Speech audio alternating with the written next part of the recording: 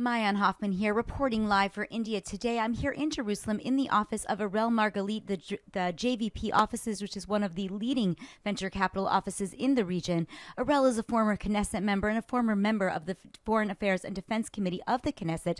Welcome, Eurel. Thank you. It's a pleasure to be here. Wonderful. So, Eurel, I want to start by asking you about the emerging regional coalitions against Iran. Who do you believe is going to join that coalition, and what will that look like? Well, first of all, we're seeing the danger of Iran's using its ballistic missile program, not just at Israel, but also in countries in the region, in countries in Europe, and maybe even beyond as the next step. So I think that countries in the region now realize that the nuclear threat is not just to Israel, it's to all countries in the region, as well as the ballistic missile programs, as well as the proxy military state in Lebanon, in Gaza, in Yemen. All that is a danger to the region. So I think that countries in the region now realize that they need to act, whether they're acting, they're taking action militarily or just creating an alliance where they're coordinating with both the U.S. and Israel. And I think that it's time that we do this in the region. There are many countries who want to see this region move forward, who are cooperating. You know, as a venture capitalist, we have many of our companies in cybersecurity, in AI, in various areas, in smart agricultures, cooperating with countries in the region.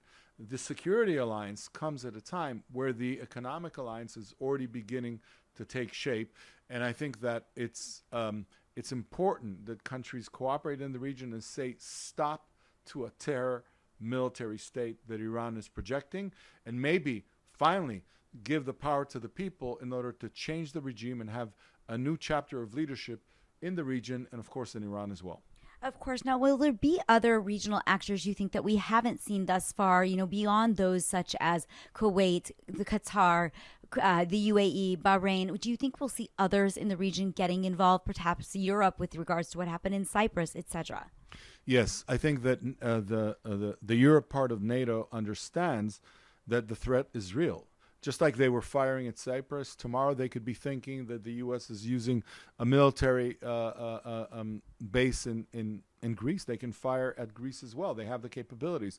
So I think that both the U.K., France, Germany was very vocal about it, understand a few things. No nuclear Iran, no ballistic missile programs, and no more action in the region of proxy military states, because Iran has been the number one faction in the region that is causing terror and causing havoc.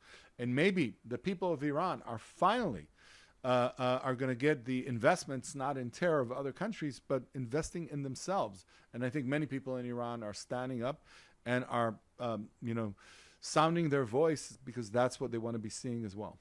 Now, Eurel, last question. I mean, assuming that the U.S. and Israel are able to be victorious in their efforts here against Iran, how do you believe that the regional alignments will shift? What do you think will change in the Middle East?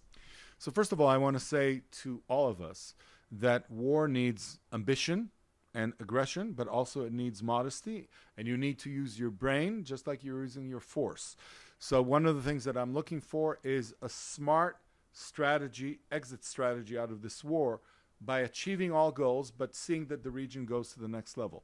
No nuclear Iran, no ballistic missiles in Iran, and no proxy military state. Now, maybe we'll have a regime change, maybe not, but we can end this war on both levels. And then I think the region has a new chapter, because I think that the countries that have been cooperating on the security level will cooperate in a bigger way on an economic level. The entrepreneurs are already doing it. We want the political leaders to understand what's possible, and then a regional alliance both on defense and both on economic development could be the next chapter of the region. The venture capital community, the high-tech, the AI, the cyber community already understands that. Let's lead it into practice. Thank you so much. This was Eurel Margalit, the head of JVP and also a former member of the Knesset. Thank you so much for being here.